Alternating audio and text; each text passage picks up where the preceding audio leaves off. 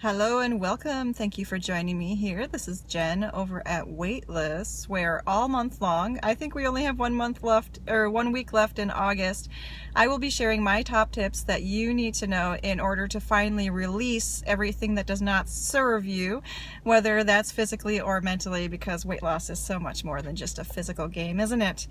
And this is all in celebration of my brand new health coaching program, which starts September 12th. It is also called Release, ironically enough.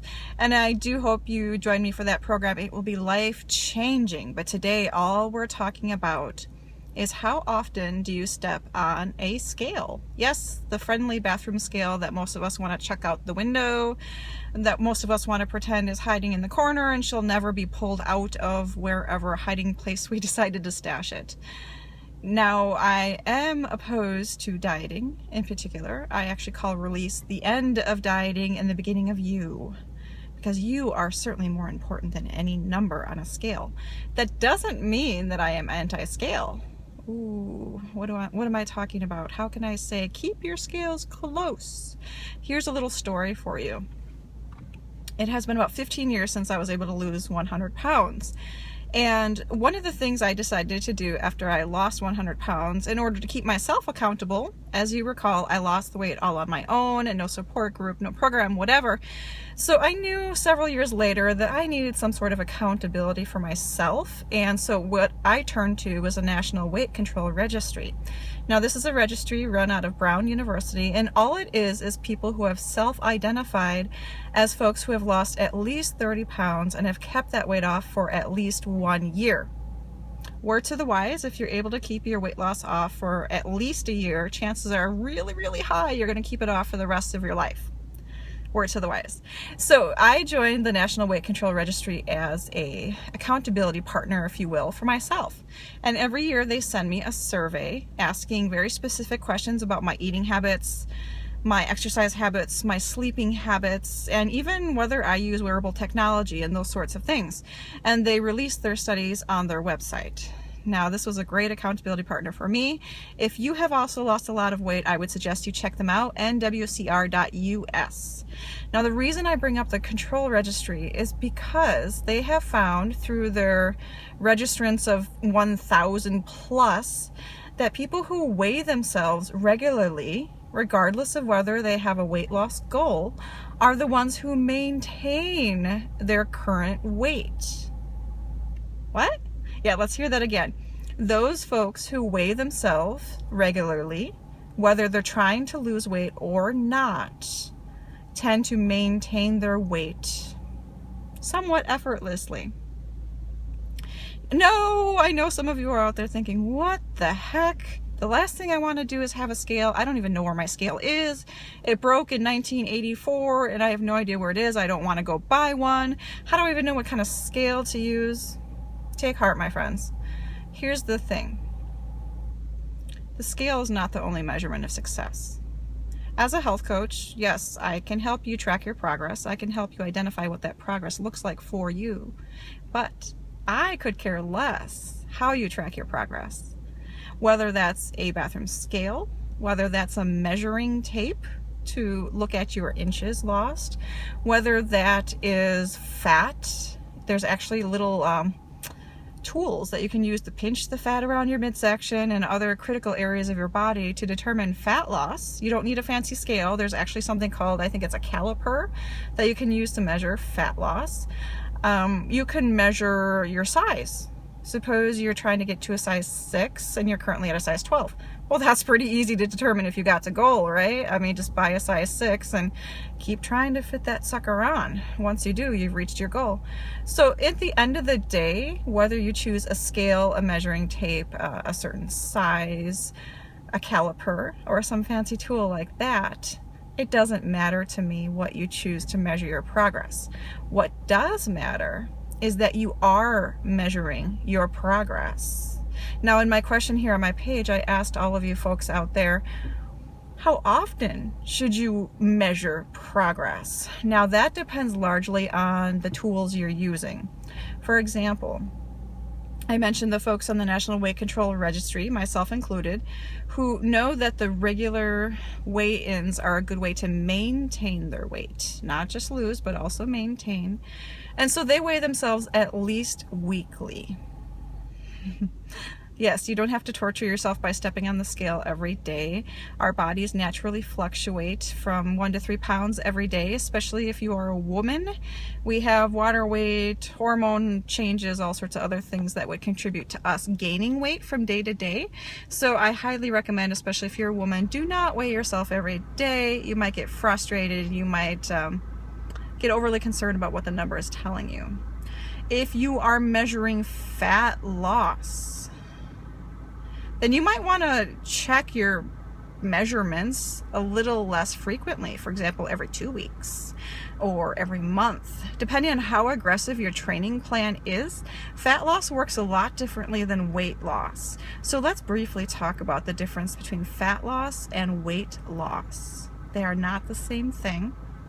Weight loss means your overall body weight decreases. So your body is composed of more than just fat. You have muscle, you have water, you have skin, you have internal organs, you have a bunch of different things that contribute to your overall weight. So even if you lose weight, you could be losing all muscle mass. You could be losing water weight. You could be losing other things that are not permanent parts of you. When you're measuring fat loss, you're measuring specifically that fat coming off your body. I know which one I would choose if I was measuring. However, measuring fat loss is a little more challenging than measuring weight loss. And if you confuse the two and you step on a scale and you see your weight going up, that is pretty common when it comes to fat loss. Your weight will sometimes go up, and that can be a good thing. I'll talk perhaps in another video about how to measure fat loss and do it in a cost-effective way, a way that makes sense for you without spending big bucks on a big scale that you don't need and you never use anyway. Yes, you can use a scale to measure fat loss. I don't recommend it. I don't think those scales work very well. And many of the other measurement tools you can use are extremely expensive and require you to step into a spa or some sort of doctor's office. So there are cheap ways to measure fat loss, and we'll talk about that in a different video.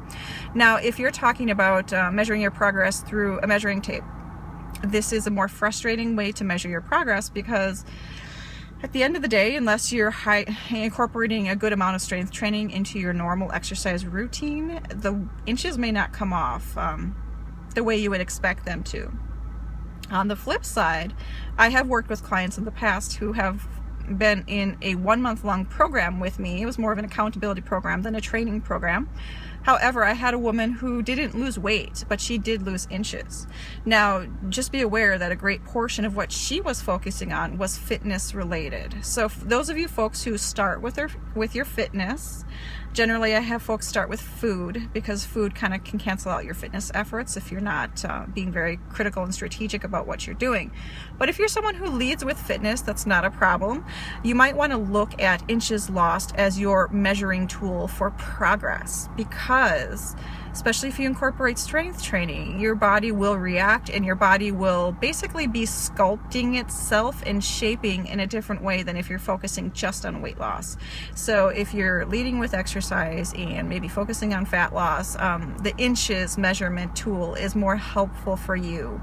I haven't used this tool myself, so I'm not sure how frequently you should take a look into that. I am thinking weekly is just as good as any other amount of time. Again, on the daily, you're not going to see many changes when it comes to inches. And the other tool I talked about is why not just buy the size that you want to be and try to fit into it as your measurement tool. This can be even more frustrating because suppose you're starting at a size 20 and you really, really want to be a size 2.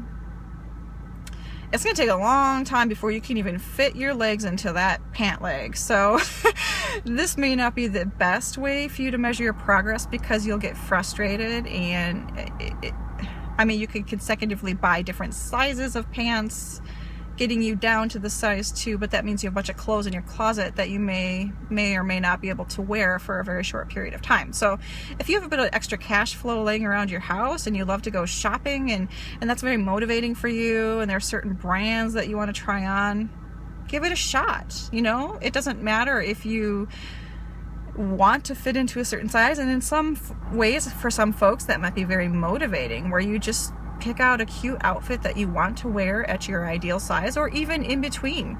And that way you do have other clothes to wear, as long as you have that extra income and you're willing to spend money on clothes that will sit in your closet until you reach your goals. So those are the different ways you can measure your progress. Again, I talked about you do not necessarily need to have a bathroom scale in order to measure your progress on any health program. It's what I use to begin with, and what a lot of beginners use, because it's something they're familiar with and something they know how to use, and it can be pretty cost effective. Weight loss, scales don't cost that much at the store. You can get digital, you can get one with a needle. It doesn't really matter. If you do choose to use a scale and weigh yourself weekly, which is the most effective time interval when it comes to measuring your progress, I would recommend that you always do it at the same time of day under the same conditions. For example, for me, I would go to the bathroom and then I would weigh myself. It was the first thing I did in the morning. Special note to you friends, if you want to weigh yourself, first thing in the morning is when you're probably going to be the lightest you'll ever be, because at the end of the day you've already eaten all your meals and those calories that are changing your body composition. So if you want to be the lightest you've ever been, weigh yourself first thing in the morning after you've gone to the bathroom, so that there's no excess water or other things holding you up. So if you use a scale, weigh yourself weekly for the best measurement of your progress. And then the other things you can measure for how well you're doing are your fat loss. Put your questions or your comments in the video down below here, and we can talk more about fat loss, because I think that's something a lot of people don't know about, and I'd be happy to show you the way. I have used fat loss in the past as part of my goals and my measurement tool, so I can certainly speak to that. And then we talked about measuring inches, which can be very motivating for some of you, especially if you don't have a lot of weight to lose, but you want to fit into your clothes differently, or you want to shape and sculpt yourself, and you tend to lead with fitness first instead of food. I'd highly recommend measuring inches, so get that measuring tape available. And finally, there's always choose the different size or the ideal size you want to be, and that can measure your progress. This is more expensive, however, it can be motivating for those of you who have always wanted to look good in certain clothes, and it could be a good stepping stone for you to have different sizes in your closet so that you can fit into those clothes as you make progress. So at the end of the day, again, I don't care as a health coach whether you choose to step on a scale or use any of those other methods I discussed today, but you do need to measure at regular intervals and decide what that will be before you start a health program. Decide all that ahead of time so that you don't have to make it up as you go along, and so that you can continuously note your progress. To learn more about my brand new health coaching program, which will help you end dieting forever, I promise. All you have to do is pop your questions in the comments down below, reach out to me, private message me. I'd love to connect with you and learn about what your specific goals are, so we can identify if this program is a fit for you. Release is a 6-month group coaching program designed to give you all the tools you need to finally succeed at reaching your ideal body, or what I call body bliss. Whatever that means for you, I will help you get there. I have lots of experience at losing weight. I was able to drop 100 pounds. Whether you have a goal of 10 pounds, 50 pounds, whatever pounds, again, it doesn't matter. I can help you get there. I have this program at 6 months because I feel that changes should be sustainable and lasting, and I'm not about to boot camp you into a different diet that you drop after 3 months. This is designed to be a forever lifestyle change, and I will help you get there. So if you have any questions about how you join Release, pop them in the comments down below this video. And you can certainly join me here on my page on Friday, where I will be talking about your next burning question. Go ahead and pop your questions in there. I hope to learn more. I hope to share more with you about Release, which starts September 12th. You can also see more details on that on my website, weightlesschronicles.com. All right, thank you for joining me here about how often should you step on a scale. This is Jen over at Weightless, and I hope to coach you to your greatest journey yet. Talk to you later. Bye-bye.